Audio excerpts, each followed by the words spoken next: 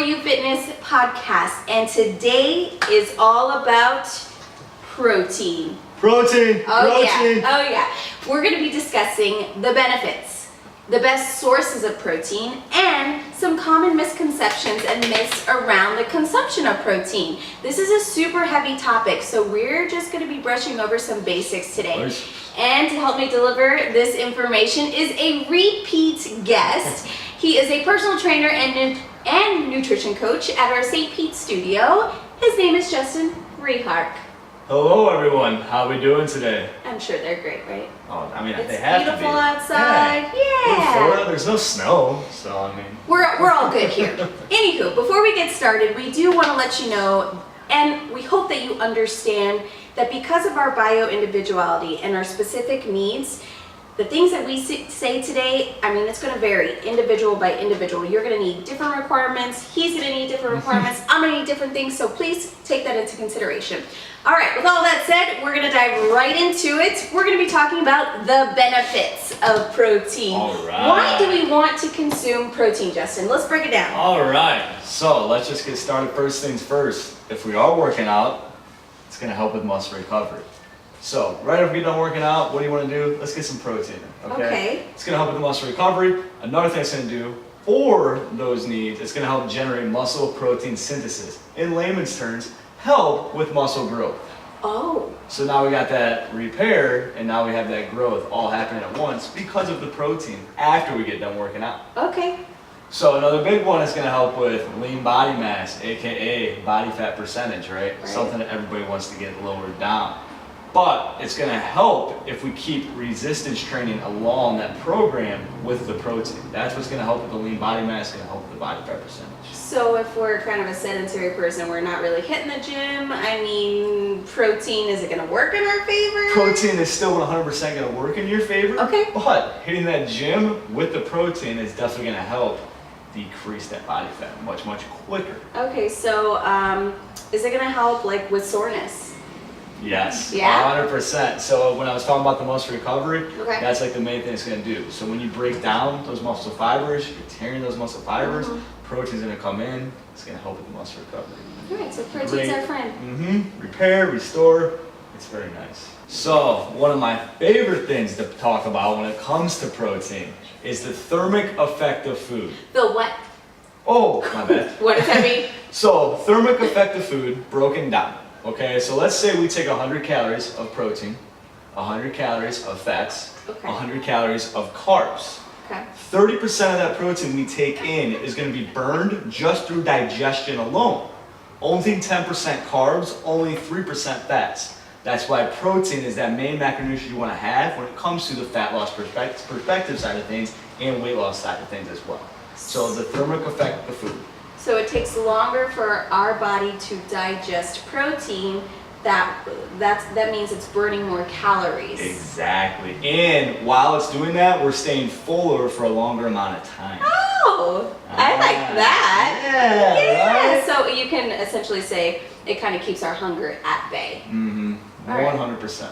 Now, what kind of role does protein play in our actual body besides just helping with us with gain muscle and whatnot? Oh man. So I mean, first off, regulation of homeostasis. Huh? So body temperature. Oh. There's a number one Okay. right there. It's also going to help with healthy hair, healthy Ooh. skin, We like that, and ladies, healthy nails, healthy nails Hair, as well. skin, nails, we got it. And then one of the big things that it does for the older population helps with bone density. So now you think just only the older population, or do you think we all want that?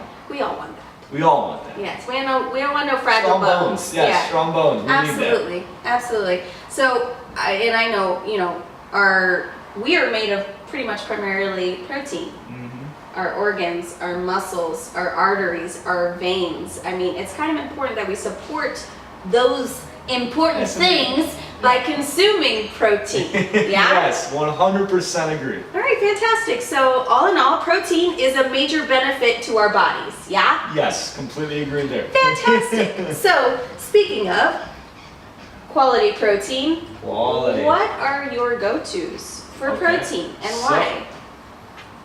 First thing is going to be, number one source for me is going to be meat. Okay. my body tends to respond when I'm having meat as a #1 source because it's easy, it's right there.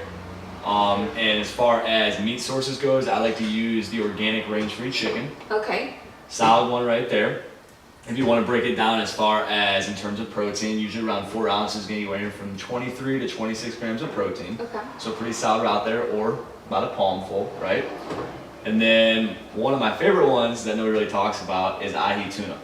Ooh. So ahi tuna for 4 ounces is actually one of the highest. It gives you 28 grams of protein. Okay. Absolutely love right there. Don't overcook it. Yeah. No. Don't do that. And then another one I would like to go with is grass-fed beef. That is super, super good. Love my beef right there. So pretty much those are some that I like to have for the meat sources. Now #2, I usually go with egg whites, guys. So egg whites, I usually do a cup when I make an omelet with a mixture of other eggs too. But the egg white's gonna give you that just protein. It's not gonna have the other fats in there. So 1 cup is gonna give you 25 grams of protein right there. So a #3 source for me is gonna be plain Greek yogurt. So plain Greek yogurt is super, super easy to combine with other things. You could do it with berries, you could do it with oats, tons of that good stuff. And then a full cup of plain Greek yogurt is going to give you 22 grams of protein. Does yogurt make you feel full? I find that Yeah, how do you feel on it? I'm like a bottomless pit when it comes to yogurt. Okay. I don't, you know, So everybody's different. that's when I would probably start with the stack. So when you actually get your berries in there and then maybe get your butter in there, that's when you're kind of condensing those macronutrients, and then you add a little bit more fiber with the food as well. Got it. And then we're going to get to the protein powder and what to do with that in a second. Got it.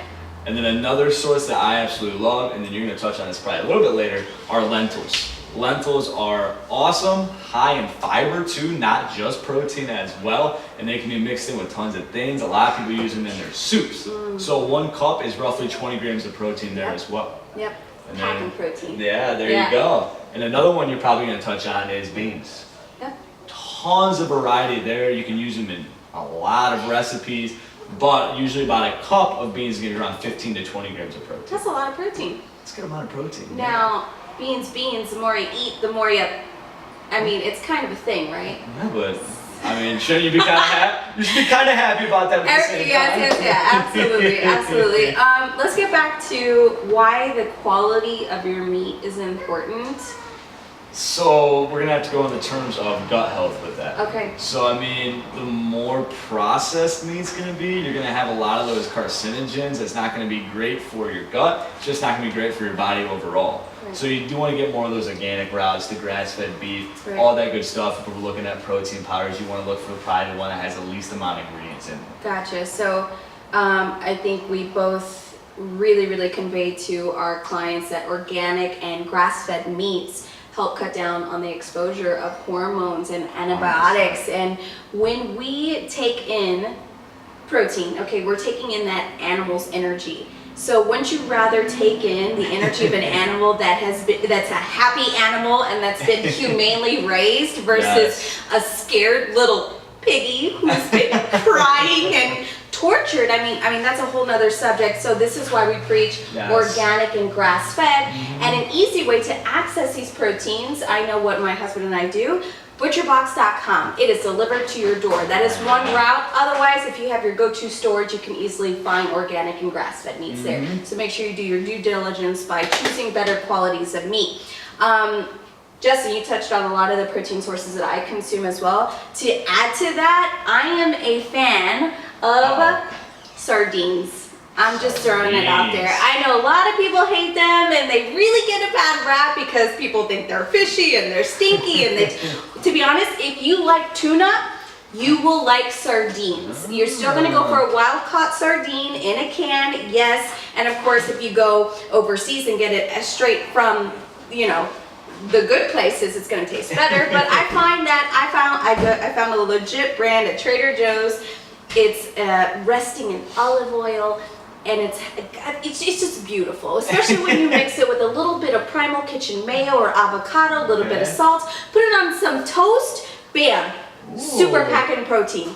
That as well as wild Alaskan salmon. Similar to tuna, it has so much protein about a 4-ounce portion is going to have at least 28 grams of protein. Oh yeah. So seafood is definitely right up my alley. I love eggs as well, and I'm definitely going to go for the yolk as well because as a female I need those essential fats.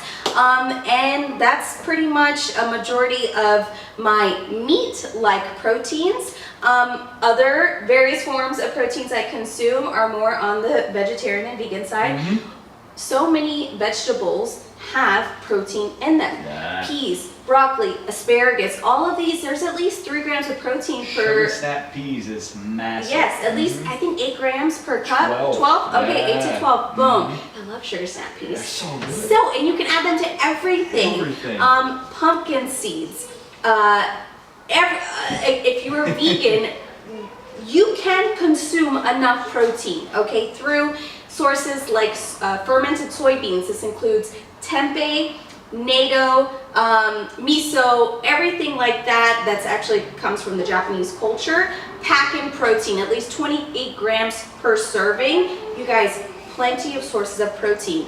Quinoa, would you agree? Quinoa's a good Decent one for source of sure. protein. Yep. It is a complex carb as well, so it's a complete protein, Yep, correct? brown rice as well to go with that. Absolutely. Yep.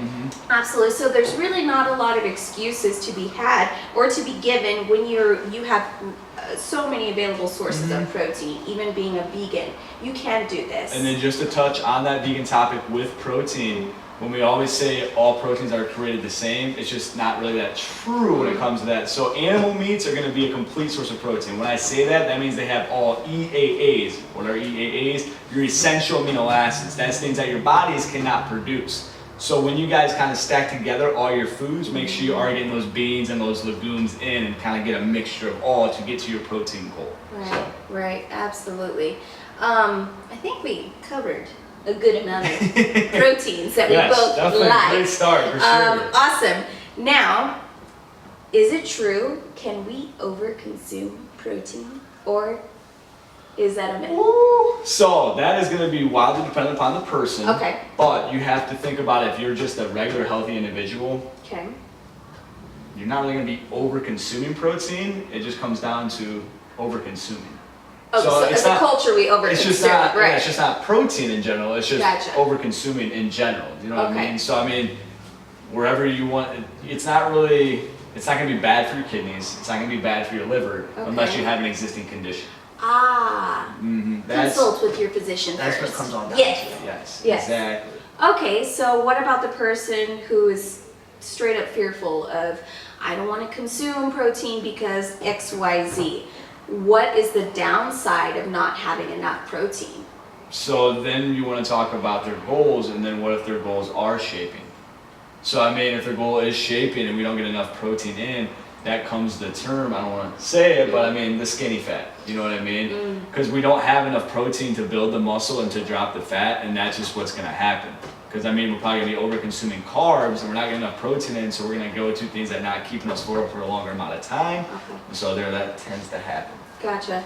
I find on the days that I not purposefully consume less protein, but it just happens on accident, I'm lacking energy and I crave sugar more. Yeah.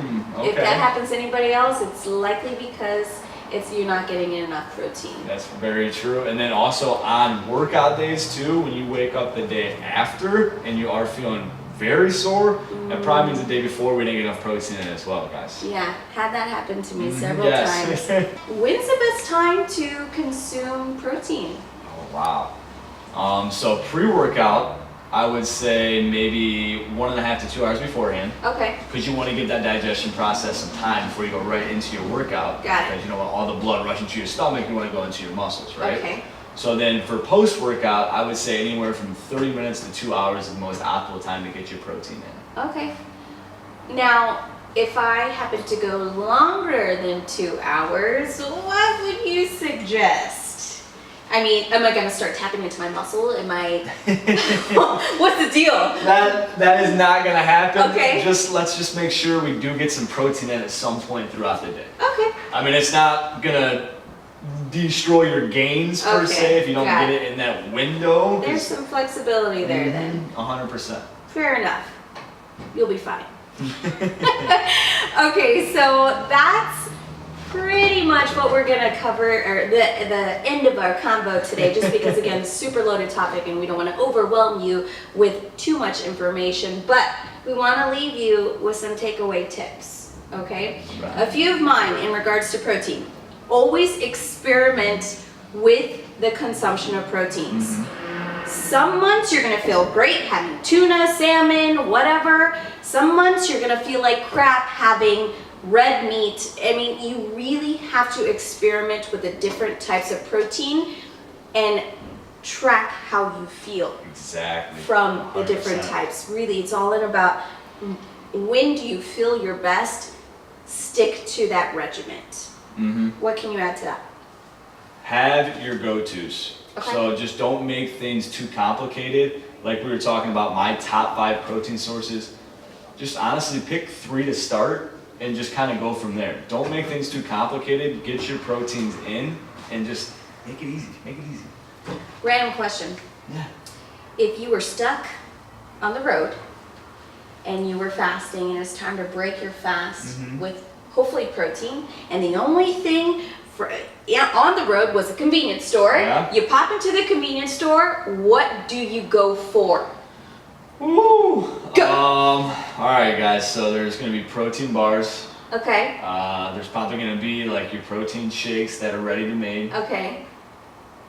And convenience stores. If you had one choice. I mean, I'd probably go with just a protein bar, to be honest with you. Okay. I mean, what would you do?